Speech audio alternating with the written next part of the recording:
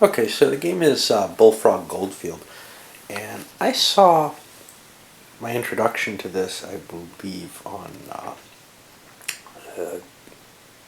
drive-through reviews um, over on Board Game Geek, and he did a much better rules introduction than I'm probably capable of. Nonetheless, I'm still going to do one, largely to help remind myself of the rules, which I've read.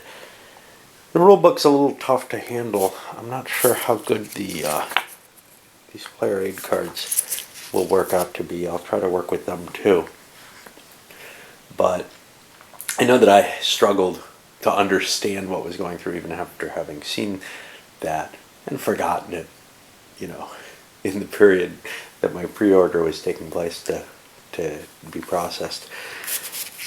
So let me go through what this game's about. It hooked me, though, because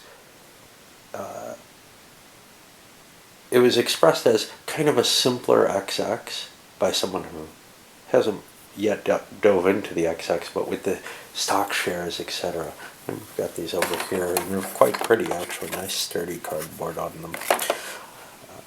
The smaller number of stock shares, the fact that the market didn't react like, say, the 1830 market does, led me not so much to think that. And I also looked at the other thing that really excited me, though, was that it allows for stock purchases not only in railways but also in mines. Now, this is set in Nevada's gold rush, which was sort of the last U.S. gold rush, or the last continental one. And that's kind of an interesting factor, but it looked to me almost like take XX and take Silverton, mix them together with the mining and the stocks and the railways, and then simplify it to almost a Euro-ish type level. And from what I can see so far, it's done that. The only problem is it may be a little too simplified, but it should be an interesting game, I think, all the same. It's not going to reach what I really had hoped for, which was sort of this stock investor extraordinaire with the details and the manipulation available in XX. The simple fact that there's only 3 shares per company, the company charter, and then 2 extra shares, reduces that effect. Now let's look, though, at what the rules are like when we take a look as we go through them. And then, really, if you want a rules overview, Joel's is much better than mine is going to be. However, you might get some of my little ramblings in here, which is of value to some people. But I'd direct you to his video probably for a straight rules review, because mine tend not to be terribly useful, I think. Okay. So the game is played until one of two things happens. Either someone's stock value breaks the 100 mark and they don't have any outstanding bonds on a railway, if it's a railway. Or if all but one of the mines ends up panning out, well, not panning out, I guess. Yeah, I think that's right, the right term. Anyway, running out of dig tiles here.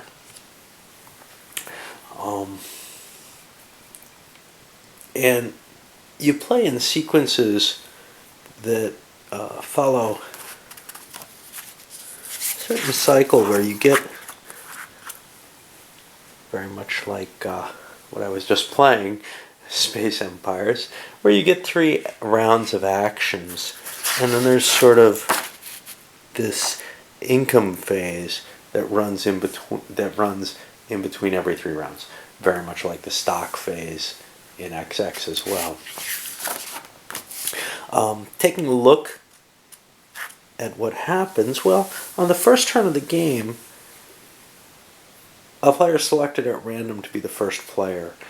Interestingly enough, this may confuse the hell out of me, the scoring track runs counterclockwise. I always play counterclockwise when I play solitaire, but the fact that the scoring track's going counterclockwise may actually throw me for a loop. We'll try not to. Okay, so on that first turn, you pick your first player. In my case, it's going to be this guy up here. And then each player gets to pick one of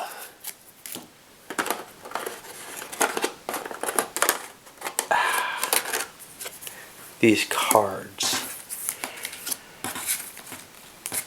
Now, the cards have a number of little pieces of information on them, one of which is the number on here, which I believe is how you determine turn order.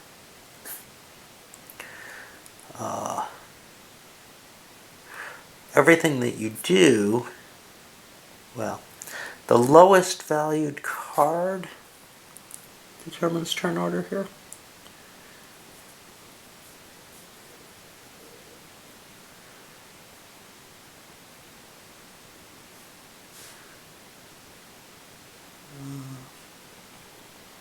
No, the turn order is going to be the order of the cards. So if you pick a 1, you get to go first, a 2, you get to go second. Some of them also have special abilities on them. When it comes to picking your cards, though, in between sets of rounds in a turn, the person with the lowest value gets to pick first. But then you go clockwise, or in my case counterclockwise, to determine which the others are. Now, the game holds a maximum of 5 players, yet there's 6 cards, so one's always going to be out at least. Let's look at what these cards give. Well, the first one's only special ability is that you can't pick the first one again if you have it. You have to pick something else. The second one gives you a quick $10,000. Third one allows you to place more trains and place them more cheaply. The fourth one gives you an extra bonus action. Basically, each player takes an action during each round of the turn cycle. This guy gets to take a 4th action after all the actions have been done. This guy is allowed once to jump in before he takes another action and build a building. And buildings are kind of important in this game. And then the final 6th one is allowed to jump in with a similar action and buy a certificate of stock before he takes his chosen action for the turn. And with these special 1 uses, I guess you're going to tilt them to indicate that they've been used.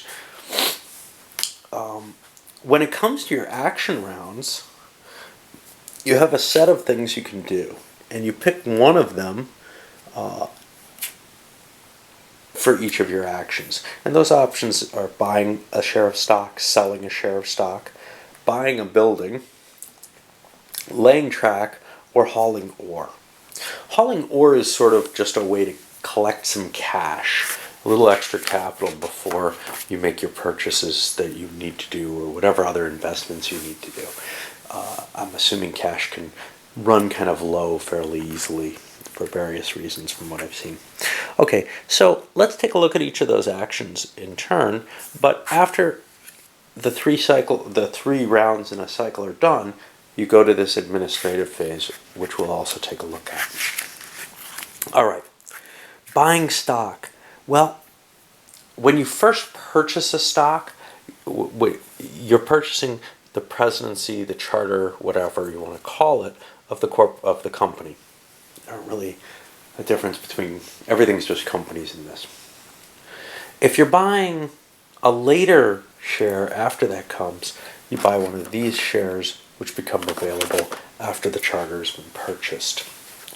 In order to choose how much you're going to pay for the charter, you're allowed to pay however much you like, basically. There are limits on it. the lower limit is $10,000. You have to and this money goes into the company charter and allows the company to operate kind of like in an XX game. It's money you're putting into the company, and actually the Winsome games work kind of like this. This is somewhat sharing some aspects with those as well, I guess. Your limit to how much you can pay, though, other than your cash on hand, is based on how many buildings are associated with that company already. At the beginning of the game, with nothing on the board, no company can sell for more than $25,000. So you're stuck with that $10,000 to $25,000. But if there's developments that raise the maximum price of a company, you could spend more than that starting a company as the game progresses.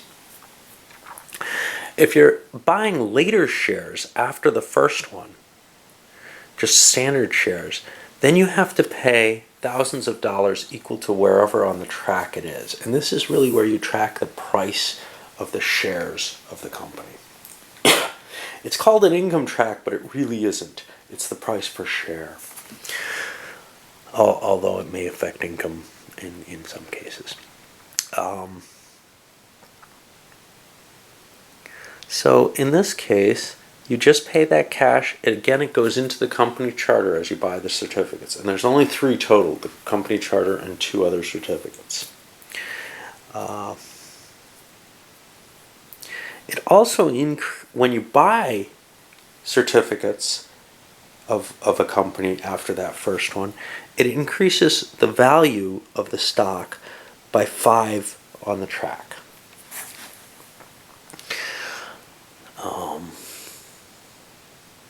I believe those purchases are limited by that share value limit, though. So, for example, at the beginning of the game where nothing's out, if somebody buys the first share and puts $25,000 in, if you buy the second share at $25,000, it's not going to jump up to $30 because it's not able to break that $25,000 barrier. If you buy the second share of a stock without owning the charter, you have now become the president and you trade one of your certificates for the charter. 3 shares make it fairly easy to handle presidency issues. The only real way to take a presidency or lose a presidency or whatever is through someone else buying that second share. And in fact, you can't sell the presidency itself, but you could sell a second share if you own it and lose the presidency in that way. Okay. That's a fairly simple mechanism for buying shares. How about selling them? Well, when you're selling them, you're allowed to put one, and remember, you only can take 1 action per round. You're allowed to put 1 stock up for auction. And the minimum bid is half the, they call it the income value again, but it's really the share price of the stock. Half of that rounded down, and all the players in turn can make bids on it from the auctioneer. And they either have to pass or they can increase the bid by any amount, at least $1,000. Once you pass, you can't re-enter the bidding. You've jumped out of it. And once 1 player only remains, he pays that amount of cash to the player who sold the certificate. He gets the new certificate. This could end up causing company charter to change place. And now the company's value drops by $10 due to that sale. That's a big hit. And I'm not sure how often people are going to be selling certificates, because presumably they're losing value as well as the people they may be hurting. A third action is to purchase a building. Now, when you buy a building, the cost for buying a building is going to be $20,000 as long as there's a train present in the space that you build the building. If there's no train present, it'll cost you $30,000. And this money can be paid from a number of places. It can be paid from your player holdings, your own cash, which sounds kind of scary to me. but there may be times when that's reasonable. It can be played also from the holdings of the mine that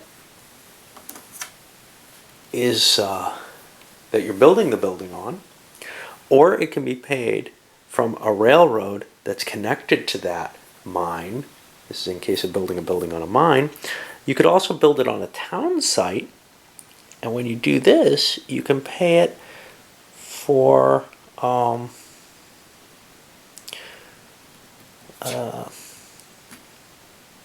either from your company, from your personal holdings, or from the holdings of a connected railroad, including one that actually starts there, and that's considered a railroad space for them anyway. Okay. Stock value limits. I haven't explained this completely. I've just explained that they exist and that the stock can't break them. Basically, in order to break certain values, 25, 50, 75, and 100, and 125, you have to have a certain number of buildings associated with that company. And each building allows you to hit one higher stock value or income value. If you end up doing something that would increase a stock value, but you don't have the requisite buildings, you just don't get that gain. You stop at that $25 limit or $50 or whatever, that multiple of 25. And that income gain just doesn't happen. Okay. So what associates a building with something? In the case of a mine, you have to be either on the mine or within 2 spaces of the mine. And that's kind of weird to me, but it looks like it's possible because buildings can only be on mines or in towns. And I'm sorry, you either have to be on the mine or in a town within 2 spaces of the mine. And I guess it turns out that there are only a maximum of 2 mines within 2 spaces of any township. Okay. To be associated with a railroad, the mine just has to actually be along the track, or the building has to be along the track that the railroad's on. When you first build a building in a town site, income tract values increase. The income of a railway will go up based on how many railways are connected to that town. And it's going to be 12 pips on the track, no matter what, divided by that number of railways. And later, if new railways connect, they adjust those incomes, decreasing the people who are already there and increasing their own value. Likewise with mines, the number of mines is also divided by 12. Now that can only be up to 2. In the game, you're only allowed, there's 1, 2, 3, 4, 5 railways, but no more than 4 of them can be in any one space. So when you're building track, you can't build the 5th railway into a space. Speaking of building track, that's the next option, the 4th option for a turn, or for a round. You have to own the company charter for that railway in order to build track. And you basically, you start with your company with a train on the starting space. And from then on, you have to connect to previously existing track. And the costs are quite simple. To build in clear terrain costs $10,000. Over in Death Valley, this little slice here costs $30,000, and in the mountain space it costs $50,000. Now, remember, you put at the beginning, if it's the beginning of the game, between $10,000 and $25,000 in a company. That's going to run out real fast at those costs, right? So you're allowed to buy bonds or obtain bonds or sell bonds, if you like. They come in $50,000, $100,000, and $250,000 denominations. And when you release a bond, you collect that amount of money on your company, and then you need to be laying track or purchasing a building when you place a bond, when you take a bond, and you need the cash from the bond. And when you create one, then and you can create one of any denomination, you can pay for the operation with that bond, and it looks like you'll get additional cash for it. So you get change back for what you're paying. Now, there's a couple of issues with bonds here, which is that when you have a bond on your company treasury, you cannot pay in a dividend out. And the other one is you're going to have to make interest payments during the administrative phase, which works out to be 10% of the value of the bond, and you pay that from the company charter. If you're unable to pay that, you have to take out more bonds. Sounds a little bit like 1850, God, I can't remember if it's 53 or 56 now, the Canadian Railroad game, where you get in this spiraling existence of debt. Now, when railroads connect to a mine, there's an immediate bonus to both the mine and the railroad stock. And each railway increases the mine's value, but as more railways connect to the mine, like with the towns, the railway value goes down. Now, does that have to be an operating mine? Yeah, it has to be an operating mine. And in the odd case that a mine starts up where there's already a railroad, then it's assessed all at once at that point. Likewise, when railroads hit towns, there's an effect where the railways that are already there lose money, and the new railway gains income on its track. All right. And the final action that you're allowed is to just grab $2,000 from the bank and increase any operating mine's value, and those are represented with these pawns, by $2 on the track.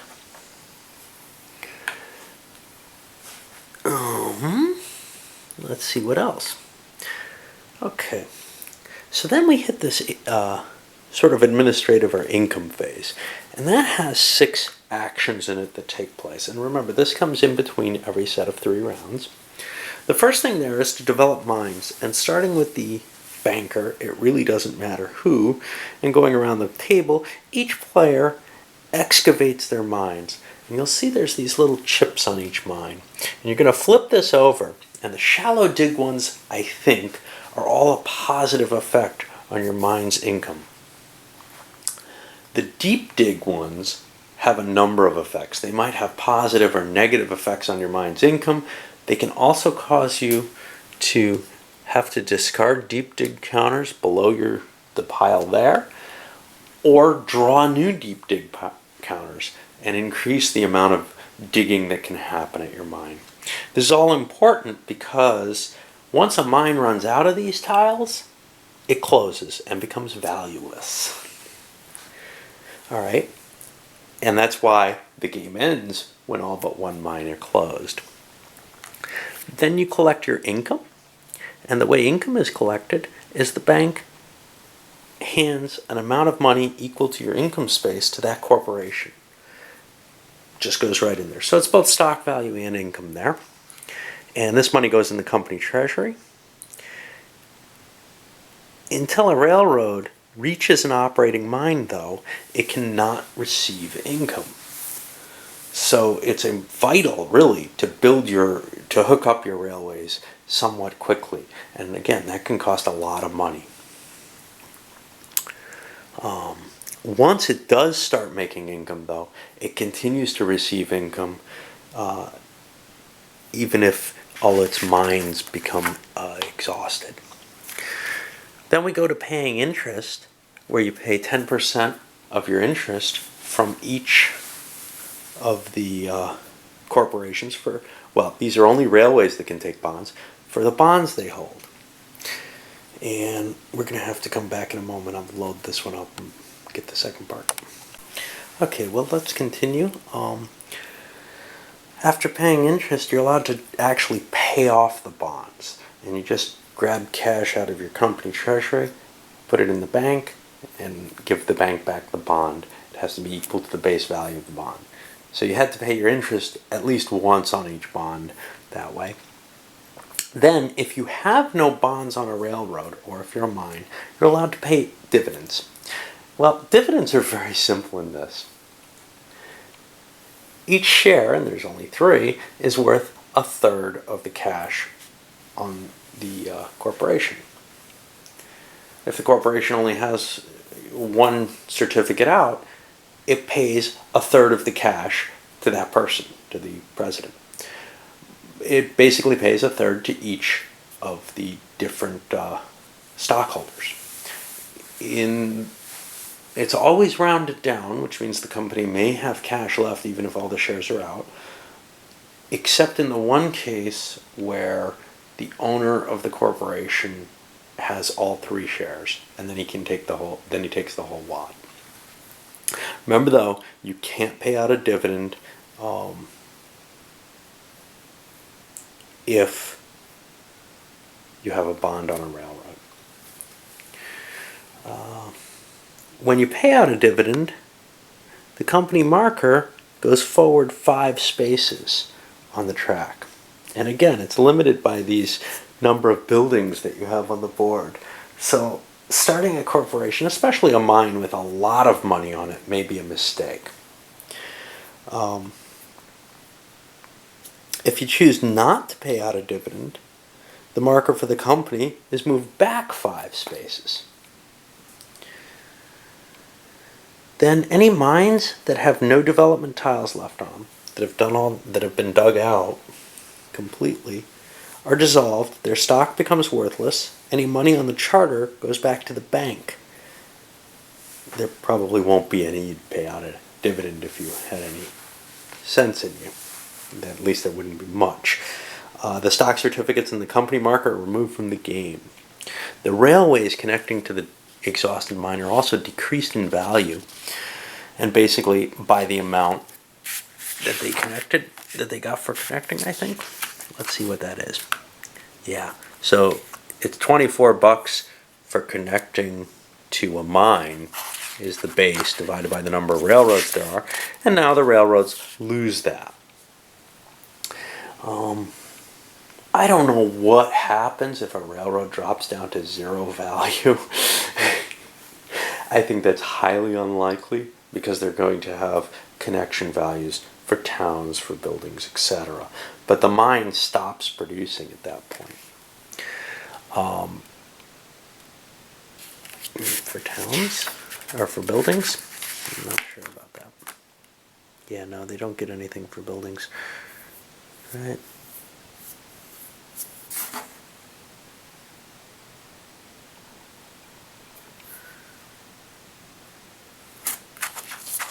Let's see what happens when yeah, buildings for a mine only increase how valuable the mine can be. It doesn't increase the actual value. Whereas buildings on a town can increase how valuable a train can be, as well as increasing how much money trains and mines near it make. Alright. And yeah. Okay. Now, remember, if all the mines but one, or all the mines, end up no longer producing, the game ends immediately.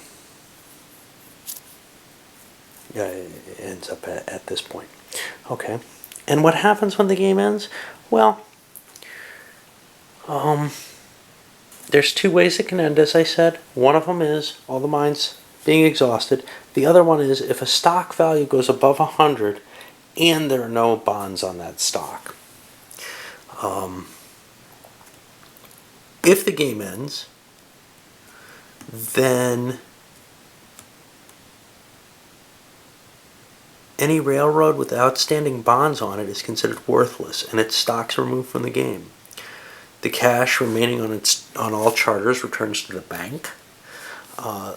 You total the value of your stock. Each stock is worth the current value on the income track. And whoever has the highest combined share value plus cash wins the game. There's no tiebreakers. If you end up with tied value, you share the win. There's no ways for players to interact by transferring money to each other, etc. And there probably isn't a lot that they can do to bone each other. Building track to somebody else's railway can reduce the value of their railway and increase your own. But in general, you're just, building your own little companies up here. What else do they say?